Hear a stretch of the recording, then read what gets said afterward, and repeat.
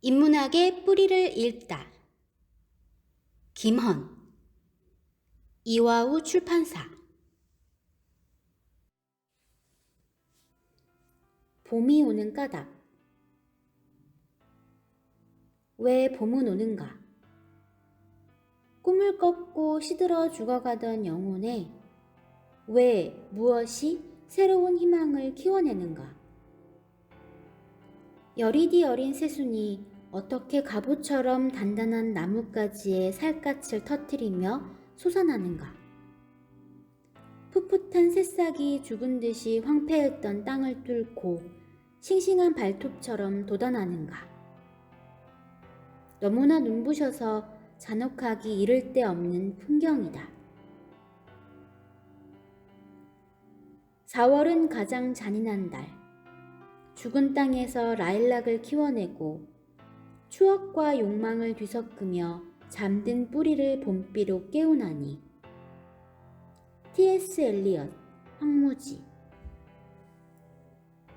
뜨거운 여름이 폭죽처럼 터지며 가을로 무르익더니 이번에는 온 땅을 초토화하며 겨울이 온다.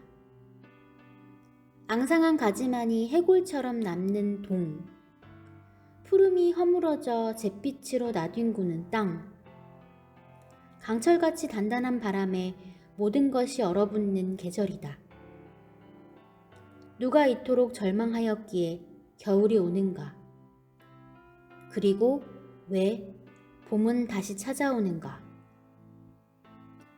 그 비밀을 그리스의 시인 헤시오도스는 짤막하게 노래했다.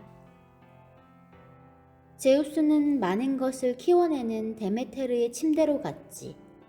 그녀는 낳았어. 우윳빛 팔을 가진 페르세포네를. 그런데 하데스가 그녀를 데려갔지. 어머니의 곁에서 몰래. 하데스에게 넘겨준 거야. 계략에 뛰어난 제우스는. 신통기 912에서 914행. 여기서 주목할 주인공은 데메테르다. 그녀는 땅에서 자라는 식물을 주관한다. 그녀가 활기차게 움직일 때 땅은 아름다운 꽃과 풍요로운 곡식과 과일을 맺는다. 동물과 인간은 이것을 먹으며 살아간다. 그래서 시인은 많은 것을 키워내는 데메테르라 한다. 그런데 여기에 무슨 비밀이 있나? 좀 더 자세한 이야기는 데메테르 여신에게 바치는 호메로스의 찬가에 남아있다. 이것이 호메로스의 것이라고는 하지만 그렇게 믿는 고전학자는 하나도 없다. 헤시오도스 이후에 나온 모방일 것으로 추측한다. 데메테르에게는 아름답고 사랑스러운 페르세포네라는 딸이 하나 있었다. 그런데 하데스가 그녀에게 반했다. 하데스는 그녀를 납치해 자기 집으로 데려갔다. 그의 집, 바로 지하의 세계. 죽은 자들의 혼백이 거하는 저승세계였다. 살아있는 것이라면 모두가 가기를 두려워하는 곳이었다. 제우스조차 하데스의 세계와 통치에 간섭할 수 없었다. 제우스가 살아있는 자들의 왕이라면 하데스는 죽은 자들의 왕이었다. 태어난 순서로 본다면 하데스는 제우스의 형이었다. 그는 천하의 제우스에게도 두려운 존재였던가. 제우스는 페르세포네를 요구하는 하데스에게 딸을 허락한다. 제우스의 묵인 속에 하데스는 조카를 납치해 지하세계로 데려갔다. 아무것도 모르는 페르세포네는 소리쳐 아버지를 부르지만 부질없는 짓이었다. 제우스는 아무 일도 없다는 듯 신전에 앉아 인간들이 올리는 기도와 제물을 흠양했다. 한편 데메테르는 행복에 젖어 평화로운 초원에서 한가로이 꽃을 따고 있었다. 장미, 크로커스, 제비꽃, 아이리스, 수선화, 히아신스. 그런데 갑자기 들려온 딸의 날카로운 목소리에 모든 것이 깨져 산산이 흩어져 버렸다. 그녀의 가슴은 고통으로 뛰기 시작했다. 페르세포네, 내 딸아, 무슨 일이냐? 도대체 어디 있느냐? 그녀는 딸을 찾아 정신없이 헤맸다. 9일 동안 세상을 떠돌던 데메테르는 10일째 되는 날 모든 것을 본 태양신 헬리오스를 찾아갔다. 데메테르여, 진실을 말하겠소. 다른 신들은 탓하지 마오. 구름을 모으는 제우스가 발목이 아름다운 당신의 딸을 하데스에게 주었소. 그의 풍만한 아내가 되라고 말이오. 하데스는 그녀를 잡아 마차에 태우고 안개와 어둠이 자욱한 그의 왕국으로 데려갔소. 하지만 수많은 일을 다스리는 왕 하데스가 남편감으로 적합하지 않다고 말할 순 없소. 당신의 오빠이지 않소. 75에서 87행. 남편이라는 자가 딸을 오빠에게 넘기다니. 배신감에 치를 떨던 데메테르는 앙심을 품고 맡은 일을 거부했다. 딸을 잃은 그녀가 땅에서 손을 떼자 땅은 점점 황폐해지기 시작했다. 모든 나무가 잎을 떨어뜨렸고 앙상하게 뼈를 드러냈다. 꽃은 색과 향을 잃고 시들어갔다. 황소들은 쓸데없이 밭을 갈았다. 곡식과 과일이 더는 열리지 않았으니 말이다. 먹을 것이 없어진 인간 세계는 흉흉하게 메말라갔다. 배고픔과 굶주림에 사람들이 죽어갔다. 세상은 온통 메마른 황무지가 되었다. 보다 못한 제우스는 전령의 여신 이리스를 데메테르에게 보내 올림푸스 산으로 올라오라 한다. 데메테르여, 당신을 부르십니다. 아버지 제우스께서.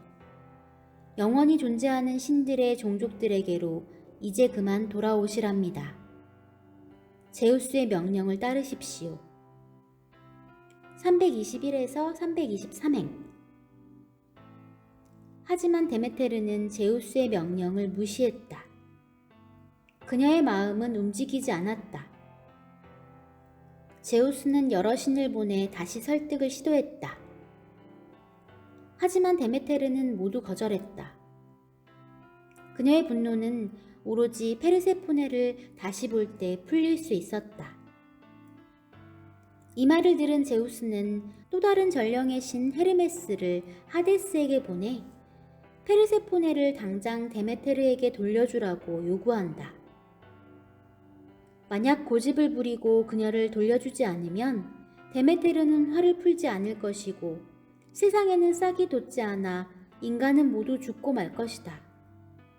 그러면 신들은 더는 인간들의 재물과 경배를 받을 수 없으니 얼마나 변변찮고 따분한 존재가 되겠는가.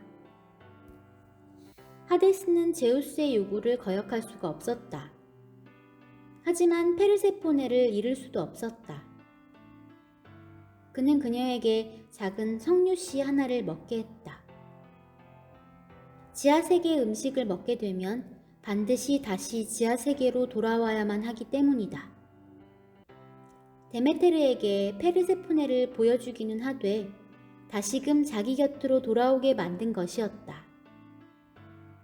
페르세포네를 다시 보게 된 데메테르는 기뻐하지만 기쁨도 잠시, 딸을 다시 하데스에게 보내야만 한다는 사실을 알고 괴로워했다. 마침내 그녀는 제우스에게 타협안을 제안한다.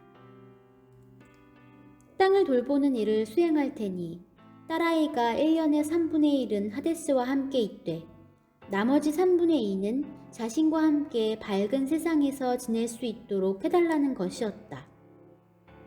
제우스와 하데스는 이를 승낙했다. 마침내 데메테르는 딸과 함께 지낼 수 있게 되었다. 그렇다. 계절은 이렇게 해서 변하게 된 것이다. 페르세포네가 땅 위로 나와 데메테르와 함께 지낼 때 그녀는 행복한 나날을 보내며 땅을 축복했다. 그녀가 기뻐하니 새싹이 돋아나고 곡식이 익었다. 하지만 가을이 깊어가면 페르세포네는 다시 땅을 떠나 사자들의 혼백이 머무는 지하세계 하데스의 곁으로 가야만 했다. 홀로 남은 데메테르는 외로움의 고통으로 시름시름 앓았다. 그녀의 우울함 때문에 땅은 황폐해졌고 모든 식물은 시들고 죽은 듯이 잠들었다. 그리스인들에게 계절이 변하여 찬바람이 부는 것은 페르세포네와 데메테르의 이별 때문이었다. 데메테르의 우울에서 겨울의 혹독함이 비롯된 것이다. 로마의 시인 오비디우스는 이 이야기를 변신 이야기에서 케레스와 프로세르피나의 사연으로 바꾸어 노래했다. 오행 332에서 571행. 데메테르는 케레스로, 페르세포네는 프로세르피나로 이름을 바꾸었다. 이야기의 디테일도 바뀌었다. 그런데 오비디우스는 죽음의 신에게 좀 더 인심을 썼다. 정확하게 말하면 공평했다고 할까? 유피테르 제우스는 형과 슬퍼하는 누이 사이의 중재자로 돌고 도는 일년을 똑같이 둘로 나누었다. 이제 두 영역의 공통된 여신 프로세르피나는 1년 12달 가운데 반은 어머니와 보내고 반은 남편과 보내고 있다. 564에서 567행. 겨울이 더 길어진 것이다. 따뜻한 햇볕에 얼었던 땅이 녹고 세상에 푸른빛이 감도는 것을 보니 봄이 오는 모양이다. 페르세포네가 죽음의 세상을 나와 밝은 땅 위에서 데메테르를 만나는 까닭에 봄이 오는 것이다. 대지의 여신이 행복해진 까닭에 겨울이 물러나는 것이다. 싹이 돋고 꽃망울이 터지며 새들이 노래하고 세상이 깨어나는 것이다. 그녀가 웃으니 햇볕이 따뜻하다. 그러나 요즘의 봄 풍경은 잔인한, 너무도 잔인한 허위인 것만 같다. 봄비가 내려도 상큼하지 않다. 맑은 공기를 마음껏 들이켜기가 겁난다.